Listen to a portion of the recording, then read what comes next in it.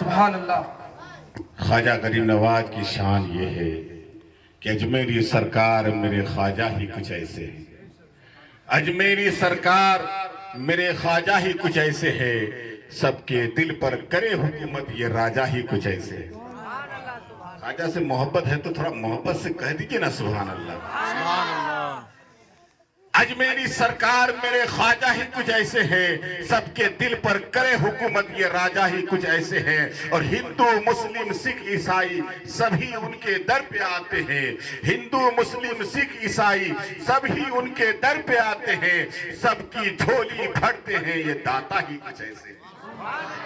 بھرتے ہیں یہ داتا ہی کچھ ایسے ہے۔ اور شاعر فرماتے ہیں کہ مصطفیٰ کے در کا، مصطفیٰ کے شہر کا ارمان لے کے آئے ہیں، مصطفیٰ کے شہر کا ماشاءاللہ۔ دیکھیے شاعر اسلام جناب شاہد رضا صاحب تشریف لا چکے ہیں، جن کے جو ہے آمد کے لیے آپ کافی دیر سے جو ہے بے قرار تھے کہ کب آئیں گے کب آئیں گے۔ جناب شمیم صاحب زیادہ پریشان تھے، بار بار فون کر رہے تھے کہ آپ آئیے، ورنہ جو ہے ابھی مائک پہ وہ ہوتے، ان کی تاخیر کی بنا پر جو ہے پہلے ہمیں بولنا پڑا۔ شاعر فرماتے ہیں ماشاءاللہ، یہ بھلے آپ جانتے ہیں اچھی طرح سے یا نہیں جانتے ہیں، یہ آپ کے در کا بچہ، یہ آپ کے گاؤں کا بچہ، آپ کے گھر کا بچہ، لیکن اللہ کا کرم ہے کہ پورے سیوانچل میں سکہ چلا رہا اپنا سبحان اللہ۔ بہت ہی دور دور تک پروگرام میں جاتے ہیں، اور لوگ بہت ہی جو ہے ان کی تاریخ لینے کے لیے جو ہے انتظار کرتے ہیں کہ آپ کو جب موقع ہو اسی حساب سے ہم پروگرام منعقد کریں گے۔ ماشاءاللہ یہ بڑی خوشی ہوتی ہے جب اپنے گاؤں کے بچے جو ہے عروج حاصل کرتے ہیں، بڑی خوشی ہوتی ہے جب اپنے گاؤں کے پڑھے لکھے حفاظ یا علماء جو ہے شہرت حاصل کرتے ہیں تو بڑی خوشی حاصل ہوتی ہے، بے پناہ خوشی ہے۔ آپ لوگ بھی دعا کریں کہ اللہ رب العزت ان کی عمر میں بے پناہ برکت عطا فرمائے۔ شاعر فرماتے ہیں کہ مصطفیٰ کے شہر کا ارمان لے کے آئے ہیں، مصطفیٰ کے شہر کا ارمان لے کے آئے ہیں، دین کی تبلیغ کا فرمان لے کے آئے، مصطفیٰ کے شہر کا فرمان لے کے آئے ہیں، دین کی تبلیغ کا ارمان لے کے آئے ہیں، مصطفیٰ کے شہر کا فرمان لے کے آئے ہیں، دین کی تبلیغ کا ارمان لے کے آئے ہیں۔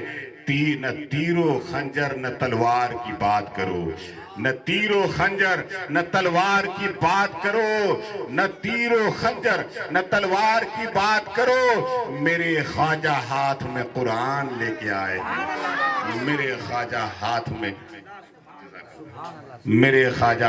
میں قرآن لے کے آئے ہیں۔ میرے بزرگوں دوستو، حضرت خواجہ غریب نواز جب ہندوستان میں آئے نا، انہوں نے جب جو ہے ان کے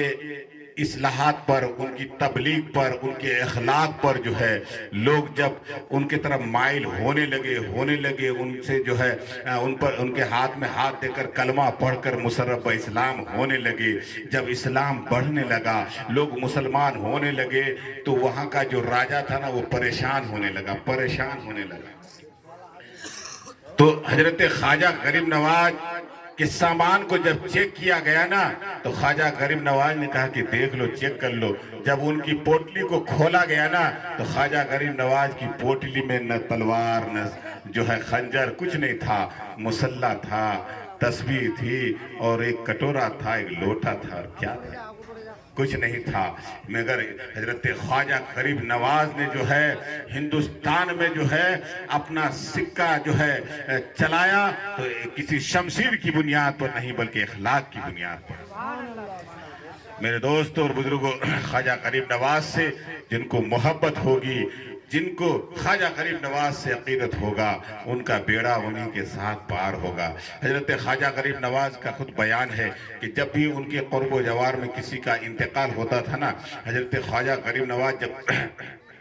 ان کے جنازے میں شریک ہوا کرتے تھے، تو ایک مرتبہ کا واقعہ ہے کہ حضرت خواجہ غریب نواز جو ہے شریک ہوئے، مٹی دینے کے بعد وہاں کھڑا رہ گئے۔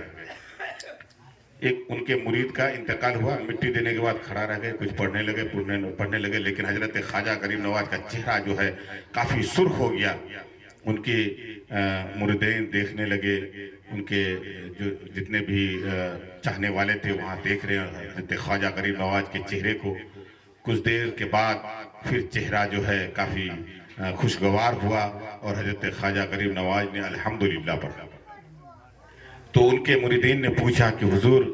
معاملہ کیا ہے؟ ہمیں فرمائے کہ آپ کا چہرہ کچھ دیر کے لیے کافی سرخ ہو گیا تھا، پریشان جیسا تھا، چہرے میں پریشانی کے آثار نمودار ہوئے تھے، پریشانی کے آثار نظر آ رہے تھے۔ پھر کچھ دیر بعد آپ کے چہرے میں جو ہے خوشی چھائی اور آپ نے الحمدللہ پڑھا۔ تو حضرت خواجہ غریب نواز نے فرمایا کہ سنو، جس کا انتقال ہوا وہ میرا مرید تھا، جب اس کا انتقال ہوا نا تو اس کو جہنم کے فرشتے جہنم کی طرف لے جانے لگے۔